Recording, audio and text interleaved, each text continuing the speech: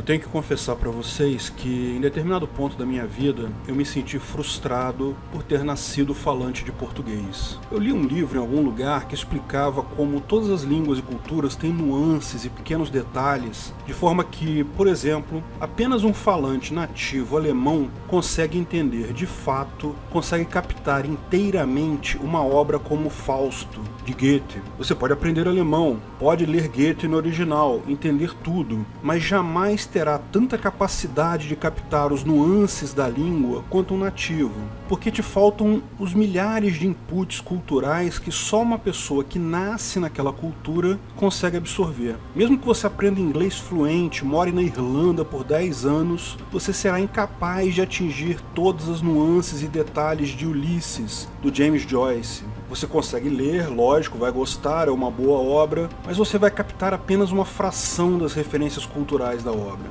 Você está condenado a ser capaz de sentir apenas uma única língua em toda a sua extensão. E, putz, com tantos escritores ingleses, alemães, franceses, russos, eu fui nascer logo num país que fala português, que azar.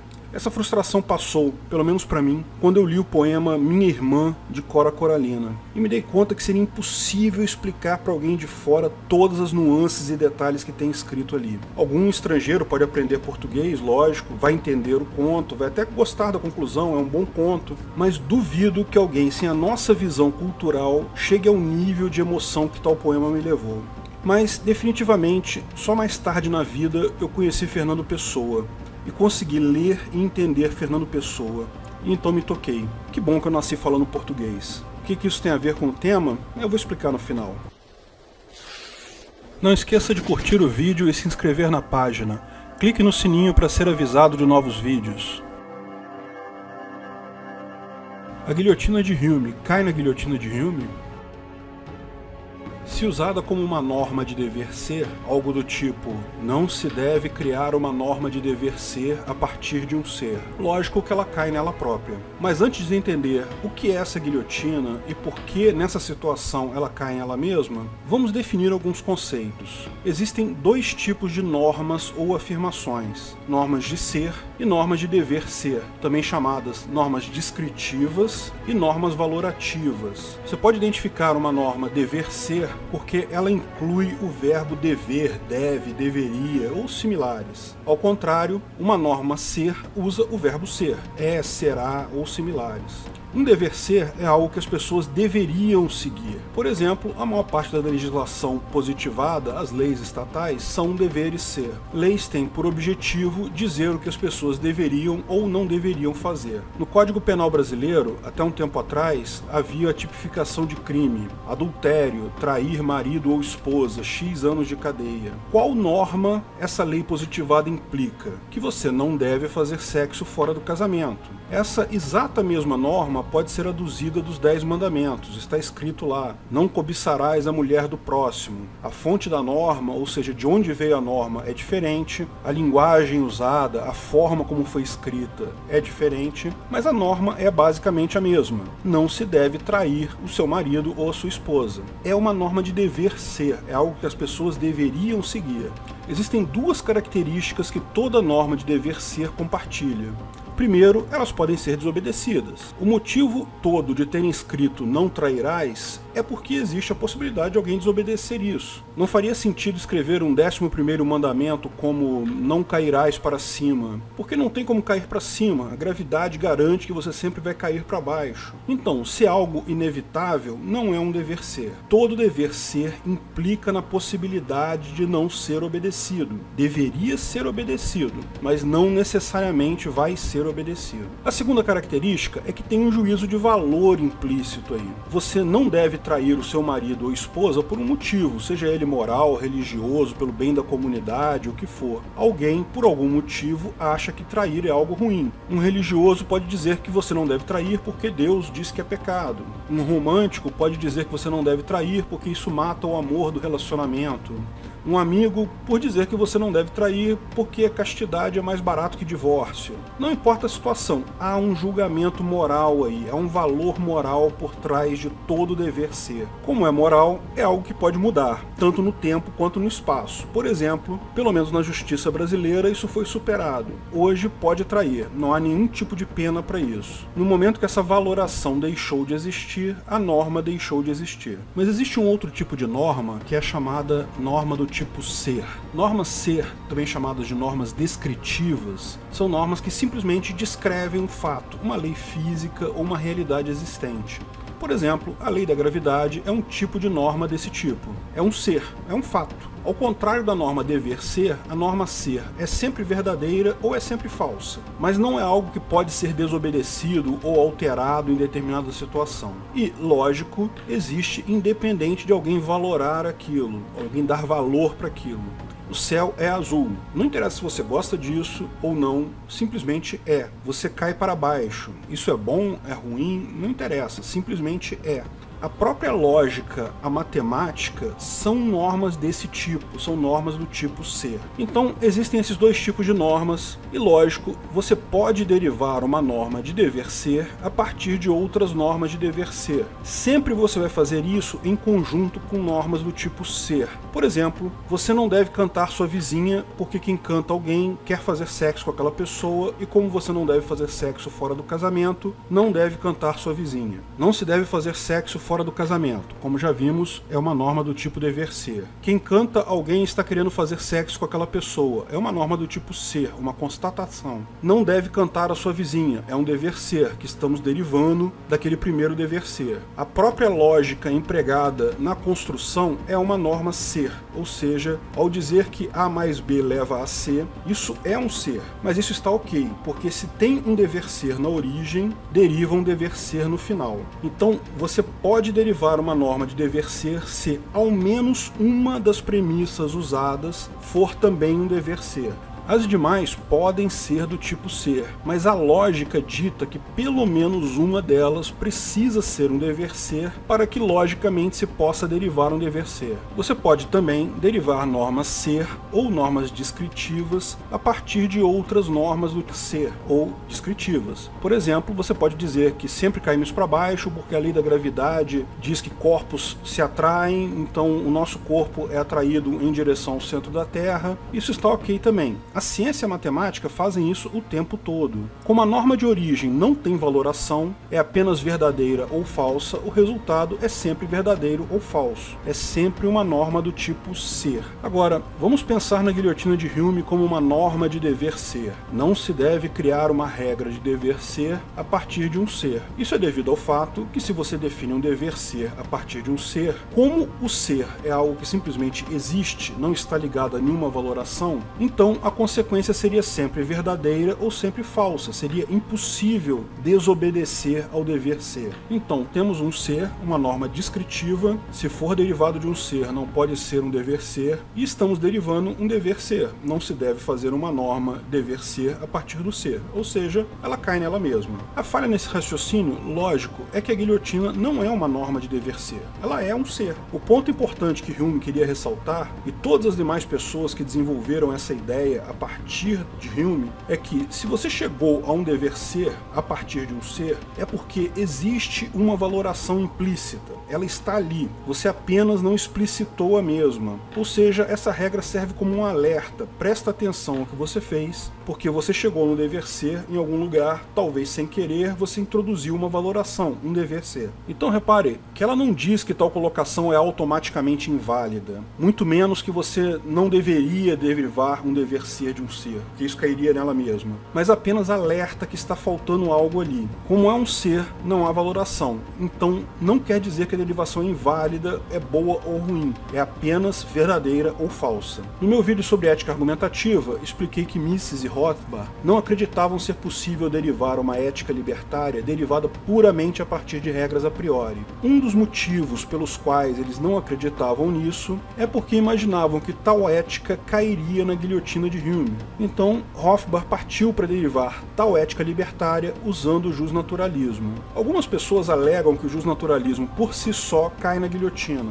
posto que deriva o dever ser a partir da natureza. Eu acredito que essa visão só existe porque o direito justnatural é tão pouco estudado que muita gente sequer sabe o que é e tira a definição do próprio nome. Em muitos livros de filosofia se apegam ao direito natural como era tratado no século XVII, quando de fato era visto como uma extensão da religião. Tudo era visto como uma extensão da religião naquela época. Mas isso já foi superado há muito tempo. O direito natural não diz que as regras derivam da natureza ou derivam de Deus. Ele diz que as regras surgem naturalmente na sociedade. E isso é um fato observável. Toda a sociedade humana, desde grupos de caçadores-coletores até grupos de WhatsApp sobre anarcocapitalismo, cria naturalmente regras de dever ser próprias. Elas podem não ser escritas, não ser formais, podem mudar, mas estão lá. E veja, elas já são regras de dever ser. Elas já embutem a possibilidade de serem desobedecidas.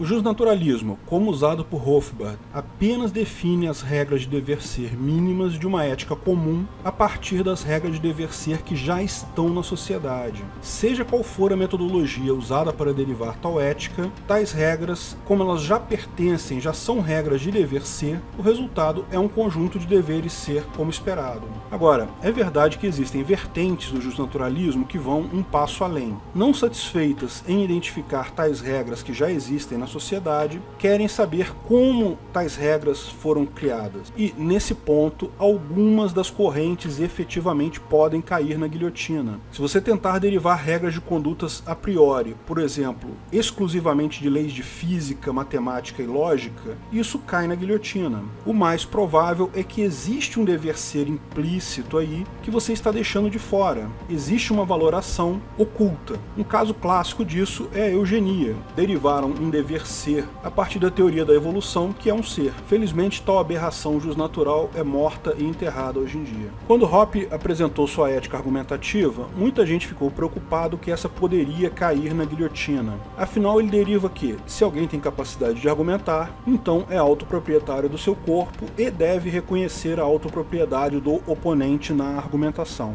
Agora, ter capacidade de argumentar é um ser. Você pode ter ou pode não ter. E com isso, ele deriva um dever ser. Deve reconhecer a autopropriedade do oponente. Então, aparentemente, cai na guilhotina, certo? Só que não, porque está faltando um dever ser nessa equação, a necessidade de argumentar.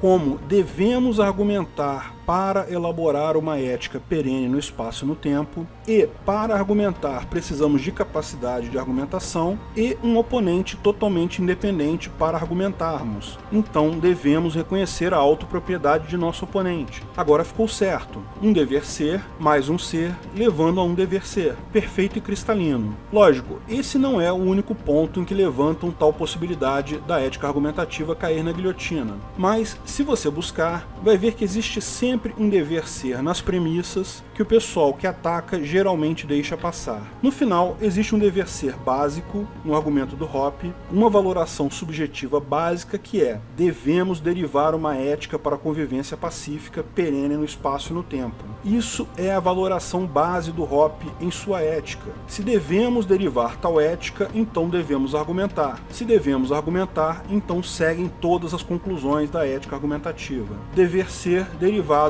de dever ser. Agora, percebam que a própria definição de ética libertária já implica na valoração feita por Hoppe. A definição de ética é justamente um conjunto de regras que devemos seguir para a convivência pacífica em sociedade. Por isso é uma solução tão bacana. Alguns chamam de metaética ou transcendental, mas em última análise, a ética em si implica em um valor. Não é obrigatório seguirmos uma ética. Todo o argumento do Hoppe é baseado na argumentação, mas também no julgamento valorativo de que devemos derivar tal ética perene no espaço e no tempo. Porque, como eu expliquei no vídeo, o que é a ética argumentativa, sempre tem a alternativa do 3/8, que é o argumento do Kelsen, que eu vou tratar num vídeo mais adiante. Ou seja, derivar uma ética perene no espaço e no tempo é um dever ser que está na origem de tudo, uma valoração que estamos fazendo.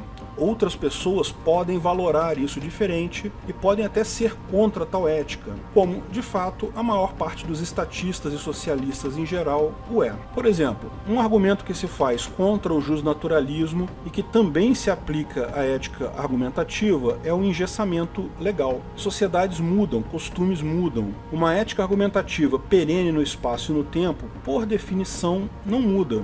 Será que uma regra imutável atende uma sociedade em transformação constante? Na lei positivada, com todos os seus defeitos, ela pode ser alterada para abraçar novos costumes, novas tecnologias. A ética não. Por isso, sempre ressalto a importância de entender a ética libertária, seja o PNA, seja a ética argumentativa, apenas como ponto de partida. Haverá inúmeras regras além dessas, apenas tais regras serão advindas de contratos explícitos, leis privadas, ou jurisprudência de tribunais privados. Não há como fugir da necessidade de regras muito mais específicas que as fornecidas pelo direito natural. Como expliquei no vídeo O PNA é uma Lei, a ética libertária, a base, sempre será a mesma. Mas essas leis privadas, essas jurisprudências, podem se adaptar ao longo do tempo a novos costumes e novas tecnologias. Existe uma frase de Fernando Pessoa que muita gente conhece, mas pouca gente entende o quão redpilante ela é. Navegar é preciso, viver não é preciso. A beleza dessa frase é que ela usa a palavra preciso em dois significados diferentes e é válida em ambos. Preciso pode significar necessário. Navegar é preciso, viver não é preciso. Precisamos navegar, mesmo que isso implique em nossa morte. Precisamos pensar adiante, ter um rumo, mesmo sabendo que a nossa vida é limitada. Mas muita gente esquece do outro significado. Preciso pode significar precisão, exatidão. Navegar é uma atividade de precisão. São inúmeras contas e instrumentos necessários para se navegar. Navegar é preciso, viver não é preciso. Para buscarmos nossos objetivos, temos que ser exatos, precisos. Mas a nossa vida jamais vai ser matemática e racional. Para vivermos, precisamos conviver com a inexatidão. Mais do que um grande edifício, a ética libertária é um caminho que vamos traçando e pavimentando com nossos argumentos. Mesmo quando for a principal fonte do direito, daqui a 20 ou 30 anos, ainda terá muito a ser expandido e compreendido por todos nós. Obrigado por assistir nosso vídeo. Comente abaixo se tiver dúvidas ou sugestões de novos temas.